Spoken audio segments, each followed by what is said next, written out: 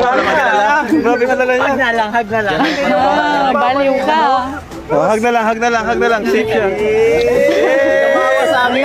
Sugat-sugat na nga ako. Sugatan. Kailangan ko ng kiss. Ito yung magaling. Alala yung mukha.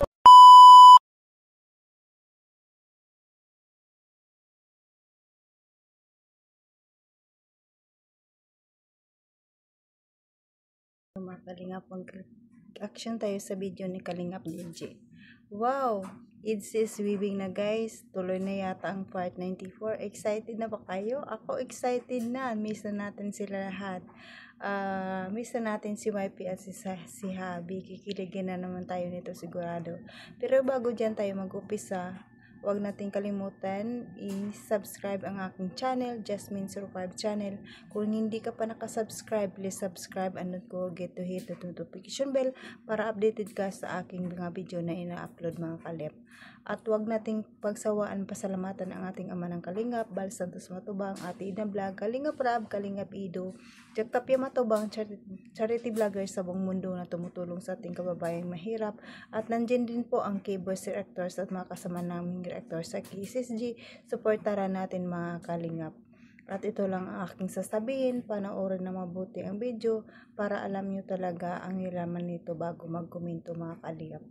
At ito na mga Kalingap, panoorin natin ng video, samahan nyo ako, tara let's go, 1, 2, 3, go up. Pero bago dyan muna, batiin ko muna kayo ng magandang araw, magandang gabi kung saang sulok ng mundo tayo, mapa Mindanao, mapa Luzon, mapa Visayas, mapa OFW, kamusta tayo mga Kalingap. Tara let's go, panood na tayo, samahan nyo ako, 1, 2, 3, go!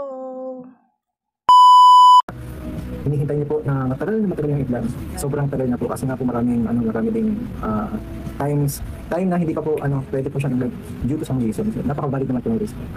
So may pasok, nag-aaral, college na, and marami pong group works, school works na kailangan niya pong kailangan niyang i-accomplish. Kasi nga po hindi na po biro ang college, yun yung pinaka full extent na ibigay mo na talaga yung pinaka-best mo in terms of education or studies. So, di na talaga makikita yung pinaka-future mo talaga. Yan na talaga yung kaya kailangan talagang pagtuunan ng pansin, bigyan ng oras, at pahalagahan yung mga aral. At yun kasi yung magiging trabaho mo in the near future. Depende na lang po kung magsisettle na sila agad bago mag-graduate. Pero joke lang. Pero mali niyo po, di ba? Pero yun po ngayon po, ang part 94 mga Kalingap. So, hindi ako nakapunta po doon sa vlog ko ngayon. Pero nalaman ko po, radar ko, naka-ano po ako ngayon, nakakala po ako ng ideya ng information po na nag-vlog ko ng EDSI. Alam niyo po kung kanino? Kay Ate Lisel. Alam po, kay Ate Lisel yung sa pong katulong nila Kalingap. Kasi pagpunta po namin doon mga Kalingap, busy siya, walang tao. Sabi ko, parang nag-vlog. Sabi ko, parang family vlog to? Kasi lahat wala si Baby Jax, si Rabay. Pero hindi ko po sure sa ilang sabi. Yun po ang sabi ng katulong ko na si Ate Lisel.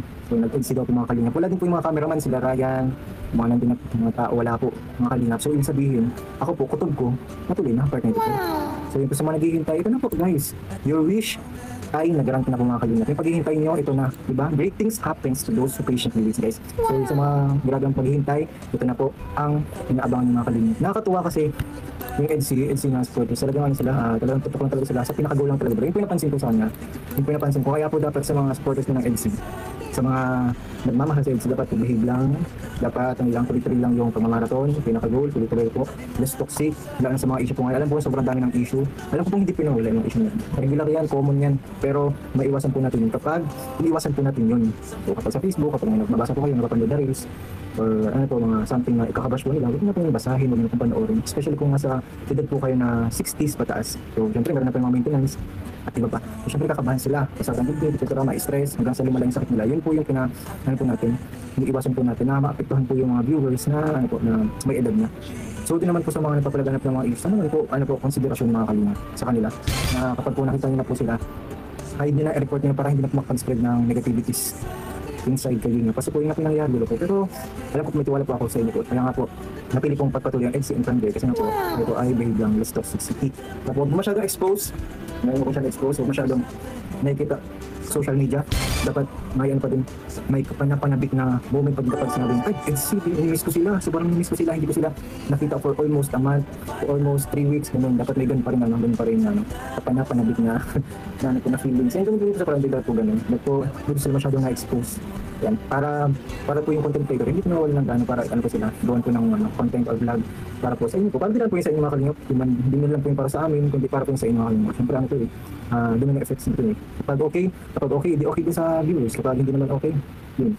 Doon may effects hanggang sa mga viewers yung naapektuhan. Pati yung love team naapektuhan din. Yung tandem naapektuhan. Kaya yun po, dapat po maintain po natin yung pagiging behave lang po. Yung talagang yun lang pinaka-essence talaga behave, less toxic. Okay lang may basher, okay lang may mga issue. Bearable po yan. Actually yung sa EDC, grabe po yung issue din. Pero ayan po kasi common na po yun. Normal na po yun sa aming pandemic, sa aming mga mata. Kaya hindi na po kami nagugulat sa mga ganun pong pangyayari. Pero yun po, kung pwede pong maiwasan po yun, sana po maiwasan. Yun po. Ngayon din nga po mga kabakan yung part 24. Hindi ko po alam kung ano pong mangyayari sa kanila. Hindi ko po alam kung anong topic nila. Wala akong ibang alam kundi nag-vlog lang talaga sila. Yun lang po guys. Ito lang talaga yung vlog na naisip ko para i-upload. Para magkaroon ko ng information regarding them. So, ayun. Siguro sa Taisan, sa vlog. Kasi Sabado po ngayon walang pasok. Baka po pinuntahan po din mga kalingap. Abang-abang po kayo sa part 24 ng mga. Huwag po kayo mawala. I-ready niyo po yung pagpalipad niyo po sa premiere.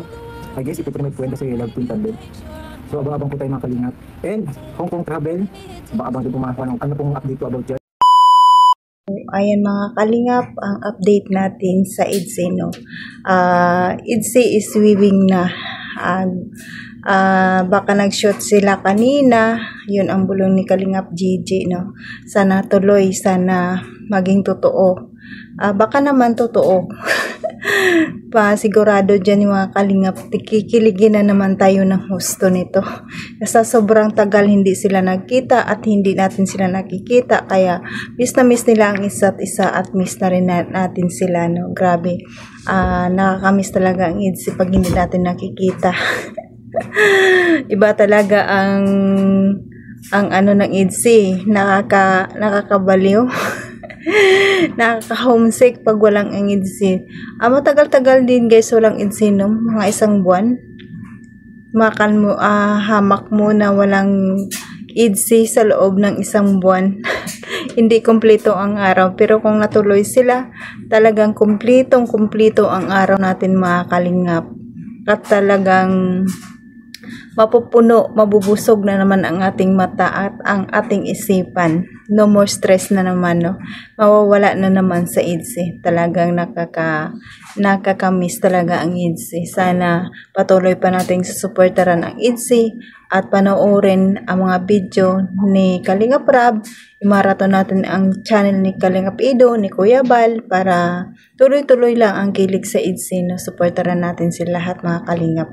At pasalamatan ko lahat ang mga silent viewers, mga viewers, mga solid kalingap, mga kalingap supporters, maraming salamat. At mga love team supporters, maraming salamat sa inyo. Sa EDC supporters, Jumcar supporters, Micro supporters, sa lahat ng love team supporters, maraming salamat sa inyo sa pagpapanood sa akin. Kahit hindi man ako magaling mag-reaction, nandyan pa rin kayo laging nanonood sa akin sa walang sawang pagsuporta. Appreciate ko po yun mga kalingap.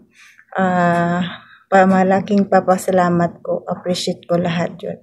At huwag natin kalimutan i-subscribe at i-support si Kuya Bal at Edna, Kalingap Rab, at sa lahat ng Kalingap Team Kalingap Partners. Supportan natin sila para tuloy-tuloy pa rin ang kanilang tulong sa ating kababayang mahirap, para marami pa silang mapabahayan na mga kababayan natin na walang kakayanan sa pagpapatayo ng bahay, no. At supportaran natin sila mga kalingap. At pasalamatan ko rin ang mga sponsor, mag-sponsor na laging tumutulong sa kalingap at hindi pinapabayaan. Maraming salamat sa inyo. At sa mga kapwa kong OFW, kung saan man tayo ngayon, mag-ingat tayo.